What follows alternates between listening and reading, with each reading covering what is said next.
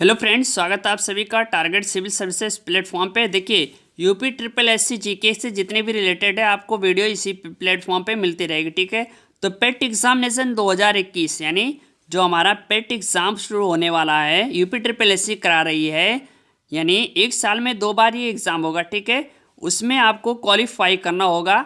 जितनी भी वैकेंसी लेखपाल वीडियो यानी lower PCS and other UP exam से रिलेटेड जितनी भी वैकेंसी है यूपी ट्रिपल एससी से रिलेटेड आपको पेट एग्ज़ाम क्लियर करना होगा। तो यूपी ट्रिपल एससी जीके के लिए काफ़ी इंपॉर्टेंट है। ठीक है, और जो भी हमारे पीसीएस की तैयारी कर रहे हैं वो हमारे नीचे डिस्क्रिप्शन बॉक्स में एक लिंक दी हुई है, दूसरा चैनल है, उस पर से जाकर आप पीसीएस एवं सहायक समीक्षा अधिकारी यानी जितनी भी आपकी वैकेंसी निकलेगी पीसीएस लेवल से वहाँ से आप स्टडी कर सकते हैं, सचिवालय से रिलेटेड हो या किसी अदर से। ठीक है, तो यूपी ट्रिपल एससी जीके के लिए आप हमारे इसी प्लेटफॉर्म पे टारगेट सिविल सर्विसेज पे ही रहना होगा। ठीक है, तो चलिए देखते हैं आज का पहला क्वेश्चन। आज ही से हम स्टार्ट करते हैं, आप भी कंप्लीट वॉच करिएगा और जो भी नए व्यूवर्स हैं सब्सक्राइब करके वीडियो को ज़्यादा से ज़्यादा शेयर जरूर कीजिएगा। ओके, सो फ्रेंड, क्वेश्चन शुरू करने से पहले एक महत्वपूर्ण सूचना ये है कि जो भी हम बताएंगे आपको बाद में आप उसको डिटेल से सुनना। ठीक है, और एक नोटबुक ले लीजिएगा, उस पर नोट करते चलिएगा।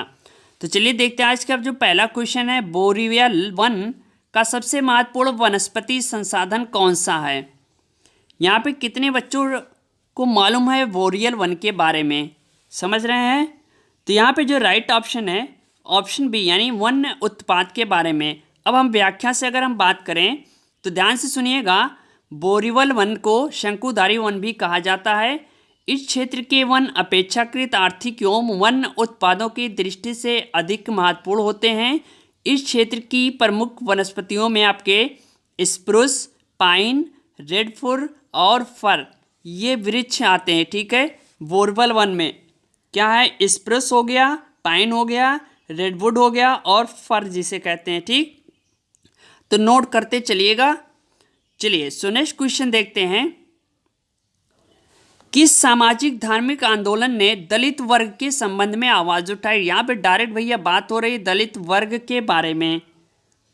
तो यहाँ पे राइट ऑप्शन होगा ऑप्शन सी यानी आर्य समाज ने। अगर हम बात करें तो सामाजिक धार्मिक आंदोलनों में आर्य समाज ने दलित वर्ग के संबंध में आवाज उठाई। यह एक हिंदू सुधार आंदोलन था जिसकी स्थापना स्वामी दयानंद सरस्वती ने 1875 ईस्वी में की थी। कब की थी? 1875 ईस्वी में मुंबई में एवं मथुरा के स्वामी विरजानंद की प्रेरणा से की थी। ये भी मालूम है, यह आंदोलन के पश्चात प्रभावों के प्रतिक्रिया स्वरूप हिंदू धर्म में सुधार के लिए प्रारंभ हुआ था। तो दलित वर्ग के संबंध में आवाज़ उठाई थी। यहाँ तक सभी को मालूम है? कितने लोगों को मालूम है फ्रेंड, बताइएगा कमेंट बॉक्स में हमें कमेंट करके। चलिए सो नेक्स्ट क्वेश्चन की तरफ, भारतीय प्रेस की स्वतंत्रता के प्रणेता किसे कहा जाता है।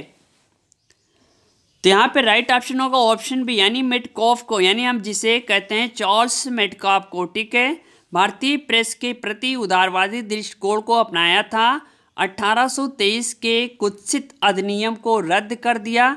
इस प्रयास के कारण चार्ल्स मेटकॉफ को भारतीय समाचार पत्रों के मुक्तिदाता की संज्ञा दी गई। मेटकॉफ ने 1835 में, ध्यान दीजिएगा, 1835 में एक प्रेस अधिनियम बनाया जिसके अनुसार प्रकाशक या मुद्रक को केवल प्रकाशन के स्थान की निश्चित सूचना ही सरकार को देनी थी। कब बनाया था? 1835 में। ध्यान दीजिएगा, प्रेस अधिनियम बनाया था चार्ल्स मेटकॉफ ने। सो नेक्स्ट क्वेश्चन है, कांग्रेस ने लाहौर अधिवेशन पर जोर दिया था। देखिए वेरी इंपॉर्टेंट क्वेश्चन है, अगर आप यूपी ट्रिपल एससी जीके से रिलेटेड क्वेश्चन जानना चाहते हैं तो यहाँ पे राइट ऑप्शन होगा ऑप्शन बी यानी पूर्ण स्वराज पे। कब? 1929 ईस्वी। याद है सभी को? भारतीय राष्ट्रीय कांग्रेस का वार्षिक अधिवेशन तत्कालीन पंजाब प्रांत की राजधानी लाहौर में हुआ। इस ऐतिहासिक अधिवेशन में कांग्रेस का पूर्ण स्वराज का घोषणा पत्र तैयार किया गया तथा इसे कांग्रेस का मुख्य लक्ष्य घोषित किया गया। जवाहरलाल नेहरू, जिन्होंने पूर्ण स्वराज के विचारों को लोकप्रिय बनाने में सर्वाधिक योगदान दिया था। ठीक है, चलिए अगला क्वेश्चन देखते हैं, बारदौली सत्याग्रह का आंदोलन किसने किया था? यहाँ पे डायरेक्ट बात हो रही है बारदौली सत्याग्रह का आंदोलन। सो राइट ऑप्शन होगा ऑप्शन है, यानी गांधी जी के अनुयायियों ने बारदौली सत्याग्रह भारतीय स्वाधीनता संग्राम के दौरान वर्ष 1928 में, ध्यान दीजिएगा अभी डेट याद रखिएगा, 1928 में गुजरात में हुआ। यह एक प्रमुख किसान आंदोलन था जिसका नेतृत्व वल्लभ भाई पटेल ने किया था। इस सत्याग्रह आंदोलन के सफल होने के बाद वहाँ की महिलाओं ने वल्लभ भाई पटेल को सरदार की उपाधि प्रदान की थी। ठीक है, सरदार पटेल गांधी जी के अनुयायियों में से एक थे। तो यहाँ पे सरदार पटेल का नाम अगर आ जाएगा तो वो ऑप्शन सही होगा, और नहीं तो गांधी जी के अनुयायियों ने। समझ गए कब हुआ था? 1928 में। ये भी बात याद रखिएगा, सरदार की उपाधि किसने दी थी? वहाँ की महिलाओं ने। चलिए अगला क्वेश्चन देखते हैं। गदर पार्टी के संस्थापक कौन थे? अब यहाँ पे राइट ऑप्शन होगा ऑप्शन बी, यानी लाला हरदयाल। सभी को मालूम होगा कब किया था? 1913 में। डेट याद रखिएगा, 1913 में बनाया था अमेरिका और कनाडा के भारतीयों ने। ठीक है, हिंदुस्तान गदर नाम का पत्र भी निकला था जो उर्दू और पंजाबी में छपता था। यहाँ तक सभी को मालूम है। अमेरिका के सैन फ्रांसिस्को में लाला हरदयाल द्वारा किया गया था। 1913 ईस्वी, डेट याद रखिएगा, 1 नवंबर 1913 ईस्वी। सो नेक्स्ट क्वेश्चन है, जवाहरलाल नेहरू भारतीय राष्ट्रीय कांग्रेस के पहली बार अध्यक्ष कब बने? यानी यहाँ पे फर्स्ट टाइम की बात हो रही है, पहली बार अध्यक्ष कब बने? चलिए तो फ्रेंड यहाँ पे राइट ऑप्शन होगा ऑप्शन, यानी 1929 ईस्वी को। ठीक, चलिए अगला क्वेश्चन देखते हैं। चौखंबा सिद्धांत के अग्रणीय सिद्धांतकार कौन थे? वेरी इंपॉर्टेंट क्वेश्चन है। सो यहाँ पे राइट ऑप्शन होगा ऑप्शन सी, यानी मनोहर लोहिया, डॉक्टर राम मनोहर लोहिया, यानी पूरा नाम है। ठीक है, चौखंबा सिद्धांत के अग्रणीय सिद्धांतकार थे। आप नोट करते चलिएगा। चलिए अगला क्वेश्चन देखते हैं। निम्नलिखित में से कौन सा भारत का दक्षिणतम बिंदु है? ठीक है, कितने को आंसर मालूम है इसका? कमेंट बॉक्स में हमें आंसर दीजिए फटाफट।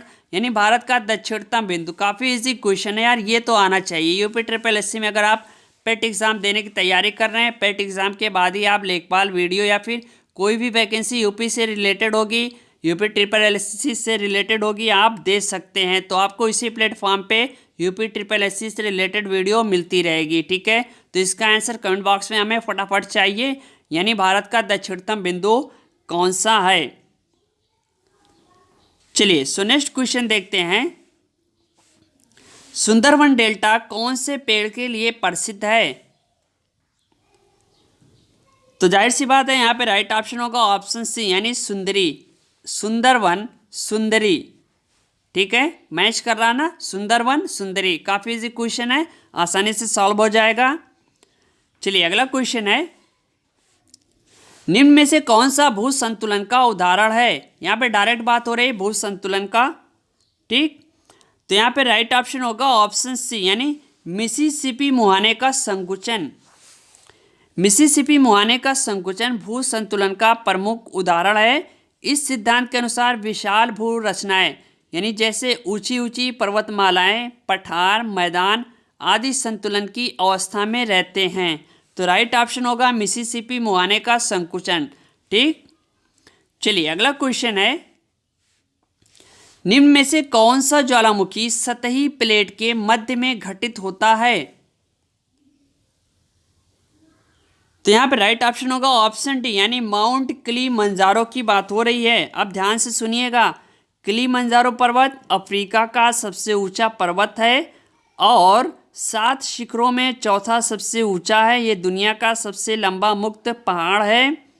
किलिमंजारो एक विशाल स्ट्रेटो ज्वालामुखी है जो करीब 1 मिलियन साल पहले गठित होना शुरू हुआ था, जब लावा रिफ्ट घाटी से बहना शुरू हुआ। अतः स्पष्ट है कि माउंट किलिमंजारो ज्वालामुखी सतही प्लेट के मध्य में घटित होते हैं। समझ रहे हैं ना? व्याख्या ध्यानपूर्वक सुनिएगा, काफ़ी इंपॉर्टेंट उसमें नॉलेज आपको मिलेगी। चलिए सो नेक्स्ट क्वेश्चन देखते हैं, न्यूनतम वृद्धि काल वाला बायोम कौन सा है? यहाँ पे डायरेक्ट बात हो रही है बायोम के बारे में। सो राइट ऑप्शन होगा ऑप्शन डी यानी टुंड्रा। कितने लोगों को नाम मालूम है? यानी ये एक प्रकार का बायोम है जहाँ वृक्षों की वृद्धि कम तापमान और बढ़ने के अपेक्षाकृत छोटे मौसम के कारण प्रभावित होती है। टुंड्रा शब्द फिनिश भाषा से आया है जिसका अर्थ है ऊंची भूमि या वृक्ष विहीन पर्वतीय रास्ता होता है।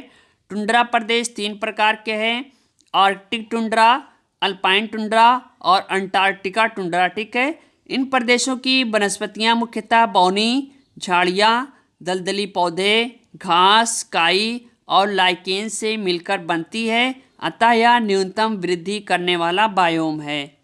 यहाँ तक सबको बात समझ में आ रही है? चलिए अगला क्वेश्चन देखते हैं। जीरोफाइट वनस्पति अधिकतर पाई जाती है। यहाँ पे डायरेक्ट बात हो रही है जीरोफाइट वनस्पति के बारे में। सो राइट ऑप्शन होगा ऑप्शन सी यानी घास के मैदान एवं मरुस्थल में। समझ रहे हैं? शुष्क परिस्थितियों में यानी उगने वाले पादपों को मरुद्भिद पादप कहते हैं। यानी जीरोफाइट शब्द 2 ग्रीक शब्दों से मिलकर बना है। जीरो का अर्थ है शुष्क तथा फाइटस का अर्थ है आवास। जीवन चक्र की अवधि, आकार एवं कार्य की अनुकूलन के आधार पर जीरोफाइट को 3 श्रेणियों में विभाजित किया गया है। अल्पकालिक पादप, गूदेदार या मांसल पादप। नंबर 3 है अमांसल पादप। यहाँ तक बात समझ में आ रही मेरी? चलिए अगला क्वेश्चन देखते हैं। कौन सा बायोम प्रायः मरुस्थलीयकरण का कारण है? यहाँ पे मरुस्थलीयकरण का कारण है बायोम के बारे में बात हो रही है। सो राइट ऑप्शन होगा, सभी को मालूम होगा, फट से आ जाएगा भैया, उष्णकटिबंधीय घास के मैदान। मरुस्थलीय यानी मरुस्थल जहाँ पे हो तो उष्णकटिबंधीय घास के मैदान। समझ रहे हैं? चलिए अगला क्वेश्चन है। 2011 की जनगणना के अनुसार किस राज्य में जनसंख्या सबसे अधिक है? तो ये तो वेरी इजी है, सभी को मालूम है, उत्तर प्रदेश। ठीक है, और घनत्व के बारे में आपका बिहार आ जाएगा, जनसंख्या के बारे में उत्तर प्रदेश, साक्षरता के बारे में आपका केरल आ जाएगा। समझ रहे हैं यहाँ तक बात? चलिए अगला क्वेश्चन है। राष्ट्रपति द्वारा एंग्लो इंडियन समुदाय के कितने सदस्य मनोनीत करते हैं? तो यहाँ पे राइट ऑप्शन होगा ऑप्शन डी यानी 2 के बारे में बात हो रही है। संविधान का अनुच्छेद 331, समझ रहे हैं?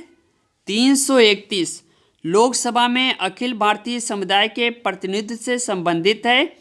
इसके अंतर्गत अनुच्छेद 81 में किसी बात के होते हुए भी यदि राष्ट्रपति का प्रतिनिधित्व पर्याप्त नहीं है तो वह लोकसभा में उस समुदाय के 2 सदस्यों का नाम निर्देशित कर सकता है। ठीक है, किसके अंतर्गत? 81। समझ रहे हैं यहाँ तक बात? कितने को मनोनीत करेगा? 2 को, अगर नहीं है तो। चलिए सो नेक्स्ट क्वेश्चन है। लोकसभा का प्रोटेम अध्यक्ष किसे नियुक्त करता है? सो राइट ऑप्शन होगा, लोकसभा का प्रोटेम अध्यक्ष को किसे नियुक्त करते हैं, यानी प्रोटेम अध्यक्ष जो है उसको कौन नियुक्त करता है? ठीक है, तो थोड़ा से मिस हो गया है क्वेश्चन में। लोकसभा का प्रोटेम अध्यक्ष को कौन नियुक्त करता है? ठीक है, तो यहाँ पे किसी शब्द नहीं रहेगा। सो यहाँ पे राइट ऑप्शन होगा ऑप्शन ए यानी राष्ट्रपति जो है वो नियुक्त करेगा। समझ गए? संविधान में उपबंध किया गया है कि पिछली लोकसभा के अध्यक्ष एवं लोकसभा के पहली बैठक के ठीक पहले तक अपने पद पर रहता है, इसलिए राष्ट्रपति लोकसभा के एक सदस्य को सामाजिक अध्यक्ष यानी प्रोटेम स्पीकर नियुक्त करता है। तो माफ़ कीजिएगा, यहाँ पे थोड़ा से क्वेश्चन में मिसप्रिंट हो गया है। लोकसभा का प्रोटेम अध्यक्ष को कौन नियुक्त करता है? तो होगा राष्ट्रपति। ठीक है, समझ गए यहाँ तक बात? चलिए अगला क्वेश्चन देखते हैं। निम्नलिखित राज्यों में से किस राज्य का विधानमंडल द्विसदनीय है? देखिए यहाँ पे डायरेक्ट बात हो रही है द्विसदनीय के बारे में, आप लोगों ने सुना होगा, तैयारी करने वाले स्टूडेंट होंगे। सो यहाँ पे राइट ऑप्शन होगा ऑप्शन डी यानी बिहार की बात हो रही है। संविधान के 6ठे भाग में अनुच्छेद 168, याद रखिएगा 168 से 212, ठीक है, तक राज्य विधानमंडल की संरचना, गठन, कार्यकाल, अधिकारियों प्रक्रियाओं, विशेषाधिकारों तथा शक्तियों आदि के बारे में से बताया गया है। समझ रहे, यद्यपि ये सभी संसद के अनुरूप हैं, फिर भी इनमें कुछ विभेद पाया जाता है। राज्य विधानमंडल के गठन में कोई एक रूपता नहीं है। चलिए, सो नेक्स्ट क्वेश्चन है, भारतीय संघ कौन से देश के संघ के सदृश है? तो यहाँ पे डायरेक्ट राइट ऑप्शन होगा ऑप्शन डी यानी कनाडा। अब ध्यान पूर्वक सुनिएगा, संविधान में कहीं भी संघ शब्द का प्रयोग नहीं किया गया है। इसके स्थान पर संविधान का अनुच्छेद 1 भारत को राज्यों के संघ के रूप में परिभाषित करता है। ठीक है, राज्यों का संघ है, संघ वर्णली नहीं है, ठीक है, के रूप में परिभाषित करता है। Doctor B.R. अम्बेडकर के अनुसार राज्यों के संघ से दो बातें उभर कर सामने आती हैं, बहुत ध्यान से सुनिएगा। नंबर 1, अमेरिकी संघ के विपरीत भारतीय संघ राज्यों के बीच सहमति का प्रतिफल नहीं है। नंबर 2, राज्यों को ये अधिकार नहीं है कि वे स्वयं को संघ से पृथक कर सकें। भारत राज्यों का संघ है क्योंकि वह अविभाज्य है। भारत की संघीय व्यवस्था कनाडाई मॉडल पर आधारित है। एक अत्यंत सशक्त केंद्र के होने के नाते कनाडाई मॉडल अमेरिकी मॉडल से सर्वदा भिन्न है। तो यहाँ तक बात समझ में आ गई फ्रेंड। ये रही वीडियो को लाइक करो, ज़्यादा से ज़्यादा शेयर करो अपने दोस्तों के साथ। कंप्लीटली कंटिन्यू पेट एग्जाम क्लियर होगा आपका इसी चैनल से। यूपी SSSC से जितने भी जीके होंगे आपको इसी पे मिलेगी। ओके, मिलते हैं हम नेक्स्ट वीडियो के साथ। Okay, thanks, best of luck, thank you, धन्यवाद, जय हिंद, जय भारत।